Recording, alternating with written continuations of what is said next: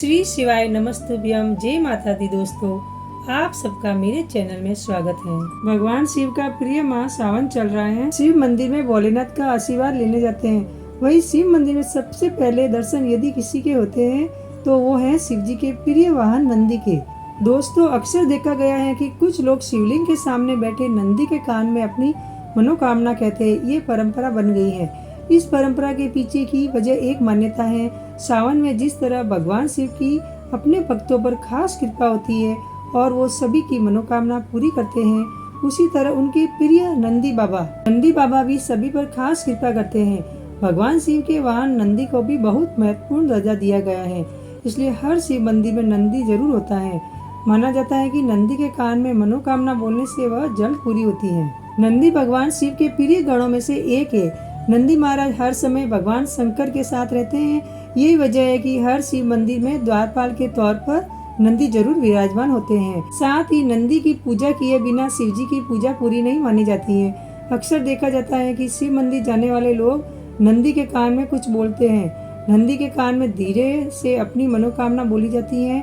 माना जाता है कि नंदी के कान में मनोकामना बोलने से मनोकामना जल्द पूरी हो जाती है, लेकिन सभी के साथ ऐसा नहीं होता है।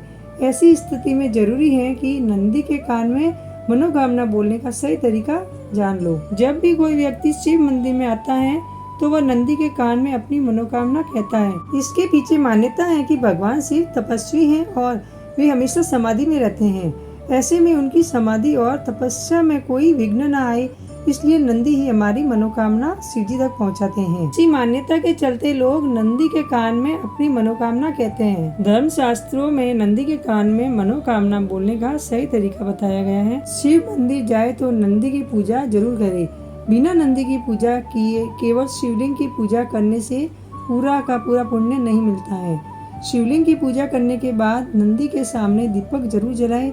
साथ ही शिव जी के साथ साथ नंदी जी की भी आरती करें। पूजा आरती करने के बाद किसी से बातचीत न करें और नंदी के कान में अपनी मनोकामना बोल दे। माना जाता है कि शिव जी ज्यादातर समय तपस्या ही करते रहते हैं। उनकी तपस्या में विघ्न न पड़े, इसलिए लोग अपनी समस्या नंदी के कान में बोलकर चले जाते हैं और वह शिव जी तक पहुँच जाती है। साथ ही ये मान्यता है कि शिव जी ने नंदी जी को खुद से ये वरदान दिया था कि जो व्यक्ति तुम्हारे कान में अपनी मनोकामना कहेगा उसकी इच्छा जरूर पूरी होंगी। नंदी के कान में मनोकामना बोलते समय ध्यान रहे कि मनोकामना बाएं कान में बोले। इसमें मनोकामना बोलना ज्यादा शुभ माना जाता है। कभी भी नंदी के कान में ऐसी मनोकामना ना कहे जिससे किसी का बुरा या अहित हो। आशा करती हूँ कि आपको मेरी वीडियो पसंद आई हो तो लाइक शेयर जरूर कीजिए और अगर आप मेरे चैनल पर पहली बार आए हैं तो सब्सक्राइब करना ना भूले और बेल बटन को प्रेस करें।